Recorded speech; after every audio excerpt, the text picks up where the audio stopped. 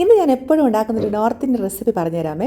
കുറച്ച് ഉഴുന്ന് വെള്ളത്തിൽ ഇട്ടിട്ടുണ്ടായിരുന്നു. അതിനെ നന്നായിട്ട് നമ്മുടെ ഉഴുന്നുവടയ്ക്ക് അരയ്ക്കത്തില്ലേ, അതുപോലെ അരച്ചെടുത്തിട്ട് അതിലേക്ക് കുറച്ച് ഉപ്പും കുറച്ച് കായപ്പൊടി ഇട്ടിട്ട് നന്നായിട്ട് ബീറ്റ് ചെയ്തിട്ട് മാറ്റി വെക്കുക. ഇനി ഈ ഒരു റെസിപ്പിക്കായിട്ട് ഒരു ചട്നി റെഡിയാക്കണം. അതിനായിട്ടൊരു പാലിലേക്ക് കുറച്ച് സൺഫ്ലവർ ഓയിൽ ഒഴിച്ച് കുറച്ച് ജീരകം പൊട്ടിച്ച് കുറച്ച് കായപ്പൊടി ഇട്ടിട്ട് നമ്മുടെ വാളൻ പുളിയുടെ വെള്ളമാണ് ഞാൻ ഒഴിച്ചു കൊടുക്കുന്നത്.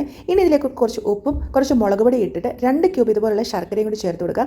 എന്നിട്ട് ഇതൊന്ന് കുറുകി വരുന്നിടം വരെ നന്നായിട്ട് ഇതിനെ കുറുക്കിയെടുക്കുക. ഇനിയും കുറച്ച് പുളിയില്ലാത്ത തൈരെടുത്ത് അതിലേക്ക് ഒരു 2 ടീസ്പൂൺ പഞ്ചസാരയും കൂടെ ചേർത്തിട്ട് നന്നായിട്ട് മിക്സ് ചെയ്തിട്ട് മാറ്റി വെക്കാം. ഇനി നമ്മൾ നേരത്തെ റെഡിയാക്കി വെച്ച ഉഴുന്നിന് ഇതുപോലെ ചെറിയ ചെറിയ പക്കോടകളാക്കിയിട്ട് റെഡിയാക്കി എടുക്കാം.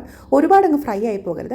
ഇനി ഇതിനെ നമ്മൾ ചെറിയ ചൂടുള്ള വെള്ളത്തിലേക്ക് ഇട്ട് കൊടുത്ത് ഇതുപോലെ പിഴിഞ്ഞ് ഓരോന്നായിട്ട് എടുത്ത് ആ തൈരിലേക്ക് ഇട്ട് കൊടുത്ത് തണുപ്പിക്കാനായിട്ട് ഫ്രിഡ്ജിലേക്ക് വെക്കണം. അത് തണുത്ത് കഴിയുമ്പോൾ അതിലേക്ക് നമ്മൾ നേരത്തെ റെഡിയാക്കി വെച്ചിട്ടുണ്ടായിരുന്ന ചട്നി ആഡ് ചെയ്ത് കൊടുക്കാം. പിന്നെ കുറച്ച് ചാട്ട് മസാല, കുറച്ച് ജീരകത്തിൻ്റെ പൊടി, കുറച്ച് മുളക് പൊടി, പിന്നെ നമ്മൾ കുറച്ച് മല്ലിയിലയും കൂടെ ചേർത്തിട്ട് ഇതിനെ തണുപ്പിച്ച് കഴിക്കാൻ നല്ല അടിപൊളി ടേസ്റ്റാണ്.